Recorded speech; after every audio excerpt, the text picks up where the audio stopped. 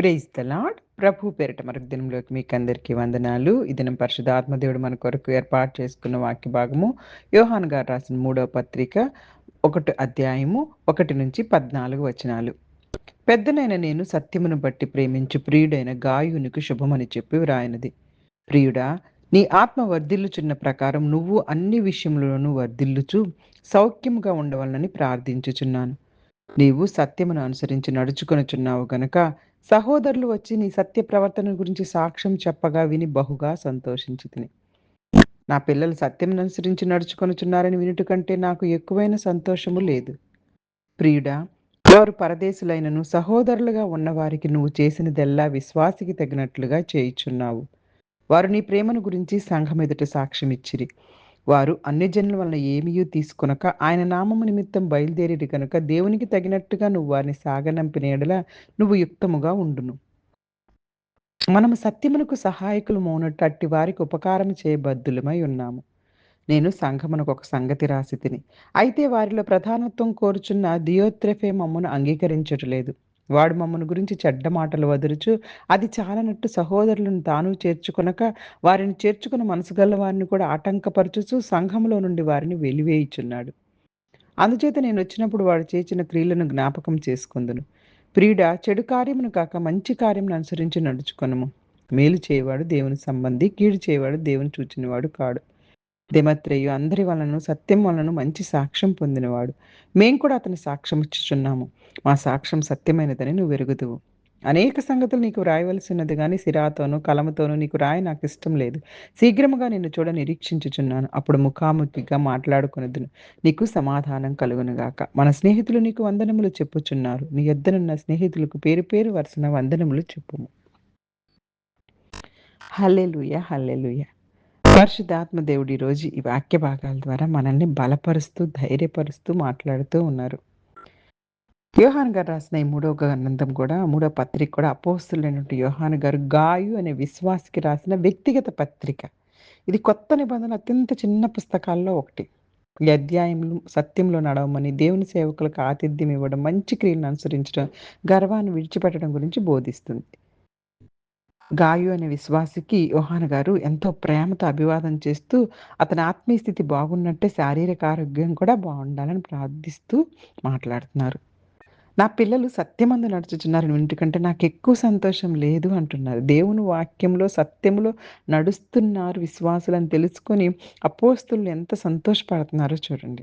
ఆనాడు వాళ్ళు ఎంతో క్లిష్టమైనటువంటి సేవ, క్లిష్టమైనటువంటి పరిస్థితుల మధ్య బోధ, క్రీస్తును అంగీకరించిన సమాజం, అనేకమైనటువంటి హింసలు, ఇలాంటి పరిస్థితుల్లో విశ్వాసంలో నిలబడుతున్నటువంటి విశ్వాసులను చూసి ఎంతో గొప్పగా సంతోషపడిపోతున్నారు. అలాగే ప్రభువు కూడా మనల్ని చూసి అలా సంతోషపడే విశ్వాస జీవితంలో ఆత్మీయ స్థితిలో ఎదగాలి. ఆత్మీయ ఎదుగుదలతో పాటు ఆరోగ్యాల గురించి కూడా ప్రార్థించడం మంచిది. అందరి ఆరోగ్యాల గురించి. దేవుని సేవకులకు ఆతిథ్యం. గాయు దేవుని సేవకులను ప్రేమతో ఆతిథ్యమిస్తూ వారి పరిచర్యకు సహాయం చేస్తున్నాడు. అందుకే యోహాను గారు అతన్ని ప్రశంసిస్తూ సువార్త సేవలో ఉన్న వారికి సహాయం చేయడం దేవుని పనిలో భాగస్వాములు అవ్వడమే అని చెప్తూ ఉన్నారు.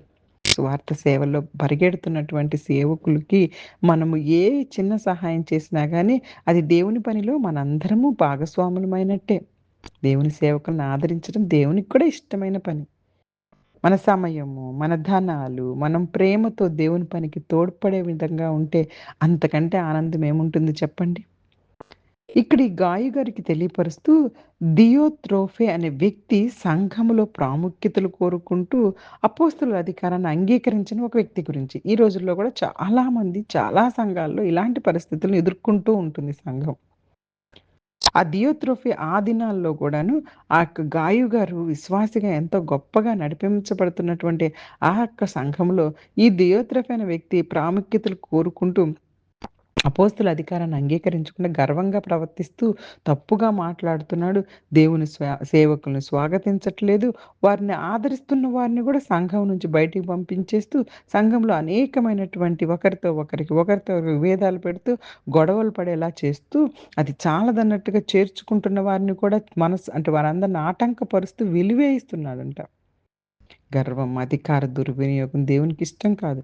సంఘ నాయకత్వం వినయం మరియు ప్రేమతో ఉండాలి. అందుకే ఇక్కడ యోహాను గారు క్లియర్‌గా చెప్తూ ఉన్నారనమాట. గాయుకి, అలాంటి వారితో నువ్వు జాగ్రత్తగుండు. వారిని చెడు కార్యాలు కాక మంచి కార్యాలను అనుసరించి మీరు నడుచుకోండి. వాళ్ళకి సంగతి మేమక్కడికొచ్చినప్పుడు వారి గురించి మాట్లాడదామని చెప్తున్నారు. అలాగే ఇంకొక మంచి వ్యక్తిని గురించి కూడా చెప్తున్నారు. దెమోత్రియాని అనుసరించండి. అక్కడేమో ఒక వ్యక్తి ఏమో చాలా చెడ్డగా ప్రవర్తిస్తూ ఉన్నాడు. అతని పేరు దియోత్రోఫే. అతనిలా ఉండకండి గానీ, ఎవరిలా ఉండాలో, ఎవరిలా ఉండకూడదో ప్రతి క్షణము మనకు బైబిల్ గ్రంథం తెలియపరుస్తూనే ఉంటుంది. కయీను, హేబేలు.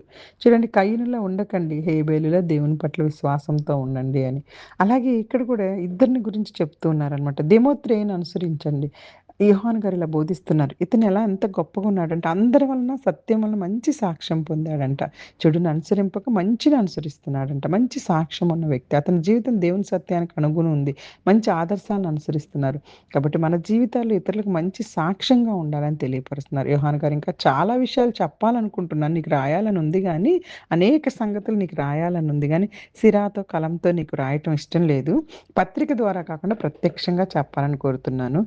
నేను మీ దగ్గరికొస్తున్నాను. రావాలని ఆశపడుతూ ఉన్నాను. వచ్చినప్పుడు అనేక విషయాలు మనం మాట్లాడుకుందామని, చివరగా శాంతి యొక్క ఆశీర్వాదాలను, మా అందరితో సమాధానము, అక్కడ స్నేహితులు ఆయనకు అభివాదాలు తెలుపుతున్నారన్న విషయాన్ని తెలియపరుస్తున్నారు. కాబట్టి ఈ యొక్క చిన్న పత్రికలో విశ్వాసుల మధ్య ప్రేమ, సహవాసం, పరస్పర ప్రోత్సాహం చాలా విలువైనది. సంఘాన్ని ముందుకు నడిపించుకునే సేవకులను ఆదరించాలి. ప్రతి విషయంలో కూడాను వ్యతిరేకతలు, ప్రతి విషయంలోనూ గొడవలు పెట్టేటటువంటి వారుగా ఉండకూడదు. క్రైస్తవ సంబంధాలు దేవుని ప్రేమను ప్రతిబింబించాలి. సత్యంలో నడవటం దేవునికి అత్యంత ఇష్టం. దేవుని సేవకులకు ఆతిథ్యం ఇవ్వడం గొప్ప సేవ. గర్వాన్ని విడిచిపెట్టి మనం వినయంతో జీవించాలి. చెడును అనుసరించకుండా మంచిని అనుసరించాలి. మన జీవితం ఇతరులకు మంచి సాక్ష్యంగా ఉండాలి. కాబట్టి ప్రియుడా, చెడును అనుసరింపక మంచిని అనుసరించి, మంచి చేయవాడు దేవుని వలన పుట్టినవాడు, చెడు చేయవాడు దేవుని చూడలేదు. కాబట్టి దేవుని పిల్లలు మంచి పనులు చేయడానికి పిలువబడ్డారు. మన ప్రవర్తన ద్వారా మన విశ్వాసంతో కనిపించాలి, జీవించాలి. ఈ చిన్న పత్రికలో కూడా పరలోకపు తండ్రిని మనం ప్రార్థించేది, సత్యంలో నడిచే జీవితాన్ని మాకు అనుగ్రహించమని, వినయంతో, ప్రేమతో, మంచి క్రియలతో నిన్ను మహిమపరిచే వారంగా మమ్మల్ని చేయమని, నీ సేవకులను ఆదరించే హృదయాన్ని ప్రసాదించమని, చెడుని విడిచి మంచిని అనుసరించే జ్ఞానాన్ని మరియు బలాన్ని మనకు దయచేయమని కోరుకుంటూ, చిన్ని వాక్యాన్ని దేవుడు ఆశీర్వదించి దీవించును గాక. Amen. God bless you all. God bless you all.